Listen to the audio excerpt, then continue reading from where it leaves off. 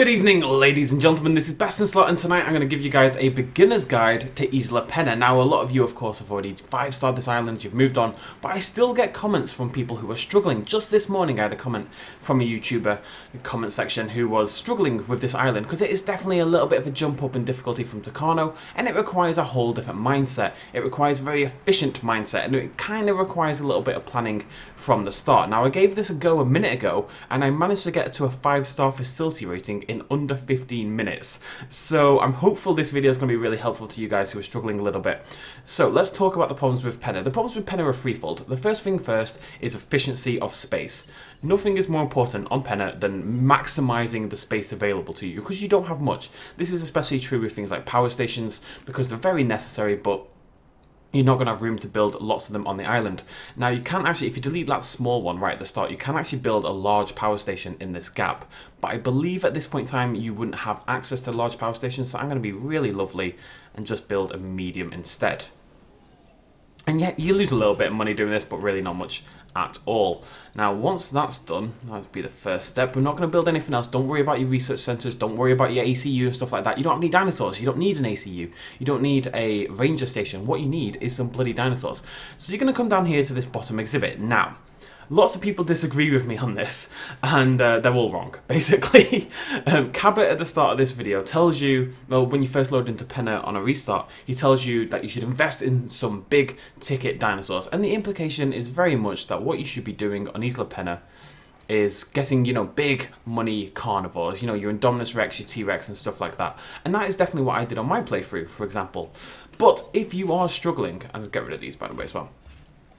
You want these to, again, this is efficiency, so you want your pylons to kind of go, you know, this room here is not going to be as used. This room here is important. You don't want it to be obstructed. You want to bring your pylons down and round instead.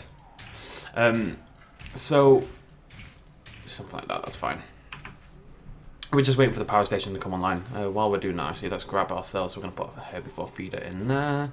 Okay, so the idea is that, you know, one big high-value carnivore is very efficient. It uses space, but it's just not. Not only do big carnivores come with this problem, as in storms, which are very common on this island, make them angry. You know, a T-Rex is very liable to break out in the middle of a storm. And Indominus Rex is always going to break out in a storm, especially until you get the electrified concrete.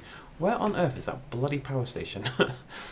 Come on, you. There we go. Right, we're officially online. So, if you are struggling with Pena, you can definitely go into some carnivores later on, but the first thing I'd suggest, get that power station online, even do this before the power station, frankly, and start making yourself some herbivorous dinosaurs. Okay?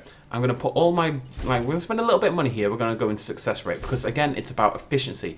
When you make these dinosaurs, you want them to be as good as humanly possible within a very limited space and amount of time. So we are going to get an Archaeornithomimus. We are going to get a Gallimimus. Gallimimus, Archaeornithomimus, and Struthiomimus can all live alone. They don't have social requirements. They don't really have population requirements. They don't really need much space at all. In terms of sheer numbers, they're a very efficient dinosaur to get in nice and early. What we're aiming for right from the start is dinosaur variety more than anything else. But you also just want to get some dinosaurs into your park. These are dinosaurs that the world, you know, they're not hard to contain. It's very easy to look after them. And as soon as you get dinosaurs into your park, that's when the money starts to roll in. And the idea is to just get into profit a little bit at the start. Speaking of which, you can go ahead and replace... We aren't going to use this for carnivores. Carnivores are great, and if you want to have fun building carnivores, stuff like that, that is absolutely fine. You know, you could put raptors in here, absolutely no problem at all. That might actually be a better idea the more I think about it. But I'm just aiming for variety more than anything else right now. And we're still not going to be able to build a ranger station. We're still not going to build an ACU. We're not going to build anything like that quite yet. What we are going to build, however, is facility stuff. You're going to get a hotel. You want this in nice and early. You want to cram it. Like, it's actually fairly perfectly done already. You want to get that as tight in as possible, like so. Can it get tighter? Can it? There we go. And we're then going to do, I've mentioned this before on my Tucano video, but if you are building shops, there are only 3 I would recommend. You want a restaurant first up. Let's grab a restaurante. I could probably make that a little bit more efficient with the pylons, but that's okay. It seems that the terrain obstruction is a little less picky than it used to be. I don't really have any evidence for that, but people have told me that it is, which is pretty cool. Let's get our first dinosaur out. This is a coastal pattern Gallimimus.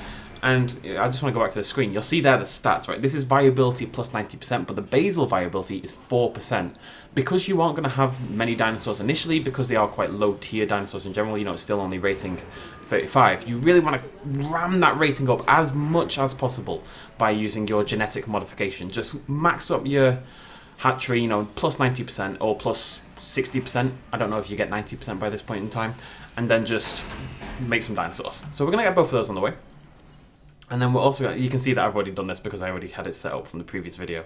Then you're going to get Struthiomimus again, 41% is about the lowest you can get, 16 ratings about the highest you can get with Struthiomimus, so we're going to get one of those. And we're also going to get a, where is it? We're going to get an Edmontosaurus, which is there. And again, about the same thing. All of these dinosaurs are really good at living alone in limited space. And that's what we're aiming for right now. You're aiming for dinosaur variety, dinosaur number, but nothing that's going to worry you. You know, you don't need a helicopter, you don't need a ranger team quite yet, because these dinosaurs aren't going to be difficult to take care of. Okay, we have our hotel online. Now we're going to go ahead and grab ourselves a... So you want a restaurant, you want a clothes shop. Last time I built this, it was more efficient. I'm upset with myself now. I think I had that lower down when I did this a minute ago. But really just try to squeeze it in as tight as you humanly can. We're not aiming for a pretty park here, although it does make it prettier if you just kind of put the path all over the place. I don't know if that's a good idea. That might hurt your transport rating. I don't advise doing this, but it triggers me to not have it there, so I'm going to do it anyway. Whatever that'll do. And the last thing we're going to buy in this area is an arcade. And arcades are thankfully nice and tiny. Can it get in there? Nice. Yeah, we'll stick it there. So the reason for doing it like this is that between the arcade, the restaurant, and the clothes shop, you have a 4-star shopping rating, which 4 stars is the max when it comes to facility rating. You have a 4-star shopping rating, you have a 4-star food rating, you have a 4-star fun rating, and you have a 3-star drink rating. Those are the 4 ratings that matter, and with just 3 buildings, you can max out 3 of them and 3-star one of them. You do not need any other buildings to max out your facility rating, as I will show you momentarily. Right, the next thing we're going to do, which might seem unimportant, but it is, in my opinion, quite important to get this done nice and early, is to build a monorail. So there's 2 reasons you want to do this nice and early. First of all, it's just good to get your facility rating up nice and early, get your transport rating up. I had a big problem on my playthrough that people have commented on, wherein my transport rating was stuck at 0 for a long time. Now, Pena is one of these islands that teaches you this system. I'm going to tell you about it now. Basically, how the monorail and path system works is that, you know, if I delete this path right now, all these buildings down here, every single building in the park would become disconnected because they need a path. You know, that's, you know, I can even show you. I'll just show you quickly. Bam, path not connected. Every building has shut down. You can see all the ones here have shut down. You can see over there, they're also dead. All got that little path symbol, right? The reason for that is because everything in the game... Where the hell did I... Oh no, I've broken it somewhere. It's because of the trees. Every single area in the game needs to be... Oopsie daisy. Well, I can make that a little prettier at some point. Every single area in the game needs to be connected to the park entrance. However, if you have a monorail station right by the park entrance, that kind of acts as a secondary entrance. It's hard to explain, but basically if you have a monorail station here, I can then delete all of this path here, and then any area of the game that is then attached to a monorail station will count as if it's attached to the entrance. So it is kind of important if you want to limit the amount of walking your guests do, which is another important aspect in general.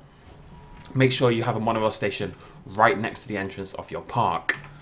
It's not something I think the game explains very well at any point, but it took me a long time to figure out, but it is very, very important, especially on Pena, which is a nice long island. You know, you're not going to build in areas like this. You're not really going to build in areas like this. You can give it a go, but I wouldn't recommend it. So you want a monorail station there. You're going to build one here because, of course, this is a nice open area. You can build exhibits here. And you want one right down here. Now, it's important to have one really super close to your hotel and all your amenities. And I think we're okay just putting it... Is that going to be okay there? Is that going to... Yeah, that should be fine. Let's stick at that. And just connect those up.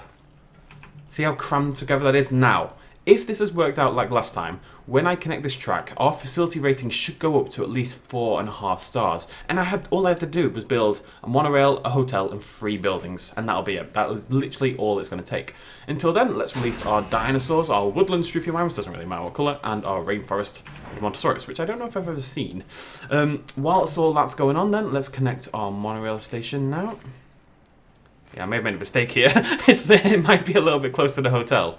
Okay, that's my bad. Again, this is slightly different than the last time we did it. Last time it was perfect. Let's just build another station somewhere. Where can we squeeze it in? It's all about squeezing it in, folks. If I think I can't see because of the bloody terrain constraint sign. I'm just trying to... You know what? That'll... Oh, goddamn. Right, we're just going to put it a little bit lower there. That's using up a little bit more room than I would like. I think you can probably be more efficient with it. But as long as it squeezes through there, it's not the biggest deal in the world. Just mess around with it, you know, plan out your own parks and stuff like that. But I'm just telling you, this is the basics of how you should be building this. In my opinion, you know, this is for people who've been struggling, and people have been struggling, and I totally understand why people are struggling. You guys have seen my playthrough, you know, it wasn't exactly a smooth ride for me right from the start, so... Anyway, just get your monorail. The monorail is still a little finicky. A little bit more finicky than I would like. But if you just mess around with it a little bit, can delete the last path. Maybe connect from there. You might have to delete a path now and again just to smooth it out, you know? That should be good. There we go. And let's just connect this to the top.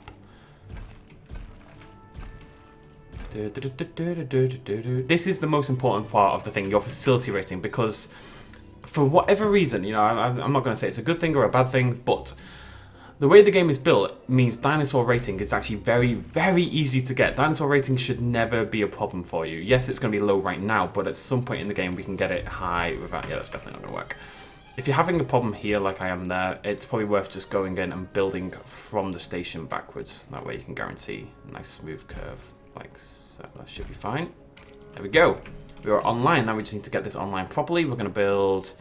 Probably not going to build anything else up here, so we can just use a normal substation.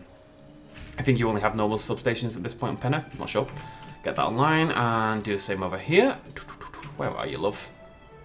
There we are. It is worth noting while all this is going on. I'm not doing it because I don't particularly feel the need to, but... I mean, I've already maxed out every dinosaur in the game, but what you should be doing right now is sending out expeditions. No. You should be sending out expeditions. That's a really good way to make money. If you're aiming for a fossil, then maybe you're not going to make as much, but if you just send out an expedition to a place where you don't even need the dinosaur, you're going to make a lot of money by just selling fossils. It's a good way to get things started. I still wouldn't recommend building anything. You're gonna be excited on Pena. You're gonna want research centers and all this stuff, but they use power and they use space. Now, once those 3 monorails are all online, as they should be right now, the next thing we need to do is delete the paths. Paths are evil. Paths are the enemy. All these humans on the paths will suffer. So we're just going to go along. And this is really important. I was stuck on Pena for a long time. I couldn't 5-star the island, and I couldn't figure out why. My transport rating was stuck at 0 for a super long time. And the absence of a monorail up at the top is literally all that caused it. Now, this is actually the first time I've done this kind of monorail thing with, you know, a single track. You can do this, you can loop them. You can actually loop your monorail on Pena despite the small size, but there isn't actually any particular reason to do so. But hey, follow your heart. Monorail doesn't take up any room if you wanted to loop this. Oh, oopsie daisy. Let's just connect that back up. It's not going to be the best looking park, don't get me wrong. Come on, come on. This is a little finicky. Just need to connect that. It'll work, it'll work. Okay, still not worked, but it will. You can see here, I want to prove this now. All these buildings on the right hand side now have, you know, the path is connected despite the fact they have been disconnected from the rest of the park. That's because they have a monorail connecting them via path, and that monorail is connected to the park entrance. So that's a really good way just to show how the system actually functions. Why aren't you... How are you not connected? I'm just going to delete this. Just rebuild that. I swear, I tried this out on my own, it goes perfectly. As soon as I try to do it for bloody YouTube, everything goes to hell. I'm going to pull this back a little, actually, put it there, that's pretty good. Nice and efficient. That's what we like to see. There we go. Right, so that should be online. If we go into our rating now, my facility rating, 5 stars. How long did that take? You know what, I'm going to tab out and bloody check. That took literally 15 minutes or so, and we have a 5-star facility rating. That's pretty awesome, right? It takes no time at all. You can see all my ratings good. Transport rating, 100%. Now, you are going to need more hotels and stuff down the line. I think I ended up with only 2 on Pena just because there's no room. But it's that easy to get your rating going up, and that, you know, brings in a lot of money initially. Money is still not great, it's 55,000. But at this point, you can begin to focus on your dinosaurs. Again, I would personally not recommend big carnivores. I don't see the need. I've never seen that before, that's pretty cool. Huh. But you could easily build... I might recommend cutting this exhibit down a little bit here, or maybe attaching another one on there. I'm not going to go into too much detail on the actual dinosaurs now. At this point in time, guys, it is basically up to you. One thing I'd recommend right now is these viewing galleries are not necessary. It does seem that for some reason that we can't quite figure out, we think it's a bug, dinosaur visibility does not impact your star rating at all, so don't worry too much about that. That could get patched out though, so just keep that in mind. I would also recommend something I never do in my playthroughs because I'm lazy, but use your Hammond Creation Lab and then start to knock out your dinosaurs and transport them. So this might be a good time to build your other operation buildings. You're going to want a research center. You're going to want a lot. Again, you're just trying to find ways to slide these in areas where they maybe won't fit. It's all about that efficiency. If you are going to build operation stuff, then and you're struggling to fit it in over here might actually be a good spot to build it. You want your, your main operation stuff to be quite close to your dinosaurs for fairly obvious reasons, I would suggest. So let's just try to squeeze that in there. That's your main buildings all online. You can probably fit another one in here with a little bit of luck. Can we get a ranger station in there? Maybe? I think you can do it, game. Oh, for a brief, glorious second I saw it. Can it go in there? Come on, ranger station. Come on, I saw it. There we go. We are out of power. So if you want to upgrade your medium power station, again, I don't know what upgrades you guys will have at this point, but you want 2 times improved output 3.0. And 1 outage protection 3.0. That'll completely stop your power outages. Now, the only other problem you're really going to deal with on this island is the storms. And they can be annoying. They seem very threatening at first, these giant twisters. All I would suggest is that they actually aren't scary at all. They don't kill your guests, they don't kill your dinosaurs. The twisters really aren't that big a deal. They will destroy your fences, however, but all you need to do, as the twister approaches, let's say it's coming from this angle over here, get ready with your brush, your demolish mode tool, and as the twister hits, delete this fence here. As soon as that fence gets demolished, delete it, and then instantly go into your enclosures, go into your fences, and replace it like that. You don't need to send your ranger teams out to do it. You can manually delete and replace the fence, and that will fix it. You won't have any danger. They aren't a danger to your guests. Yeah, a building here and there will break, but it really shouldn't be that big a deal. And this is it. This is all you need. You are, we're good to go. We're on 2 stars already. Or making not great profit, but if I'm sending out expeditions and doing contracts, which you should be doing throughout this, keep looking for contracts. I would recommend, I don't know how specific it is, but I'd recommend looking at science first, potentially. Because you can get one like this, we don't have to do anything. We just have to have nobody eaten by a carnivore, but we don't even have any carnivores. So in 2 minutes time, we're going to get some rep, we're going to get some money. Firsthand, what happens when we cannot provide safety for our guests. And I never want to experience that again. Alright, Clap. So I'd recommend putting an exhibit here, maybe 2 exhibits here. That is probably too big. Big exhibits aren't efficient. If you want a big carnivore exhibit, you can put that there though. Put another dinosaur here. Honestly, I think you can 5-star this island in... Or you can at least 4-star this island, in my opinion, in under an hour, if you know what you're doing. Our facility rating is already maxed out. As more people come into the park, you are going to want another hotel, probably up here. You're probably going to want to put a hotel, an arcade, a restaurant, and a clothes shop all up here next to that monorail station. And then, of course, you're going to want to mess around. If you click on the restaurant, you're going to want to increase the value of what you're selling and stuff like that. All the usual 5-star tips. But in general, guys, this is how you beat Isla Pena. It really is not that difficult, I promise. Just get your basic infrastructure online. Dinosaurs are easy. It's so easy to, I could shove 5 or 6 Gallimimuses in here, instantly increase my dinosaur rating by quite a bit. We can make another like little ceratopsid paddock over here that would do loads for us. It's very easy to increase your dinosaur rating. Just max them out, you know, get the most efficiency from your genetic modification system. It's facility rating that's the problem. So as soon as you've got some dinosaurs in your park and you're generating a profit, focus on getting that facility rating nice and maxed out and as tight as possible. We do not need any buildings down here anymore, for example. This is absolutely perfect now. And yeah, that's about it. I really hope this helps some of you out. I think I talked a little bit longer than necessary, but I like to talk to you guys. Hope it helped you out. If it did help you out at all, please do help me out and by hitting that like button, and I'll see you lovely folks in the next episode. Cheers, much love, and as always, bye-bye. Quick little shout out at the end. This video and others like it would not be possible at all without the support of you guys watching me at home, and also everyone on this Patreon page right here who supported me in the last month. If you want to help out as well, you can do so at patreon.com/bestinslot. Every little really helps. Cheers.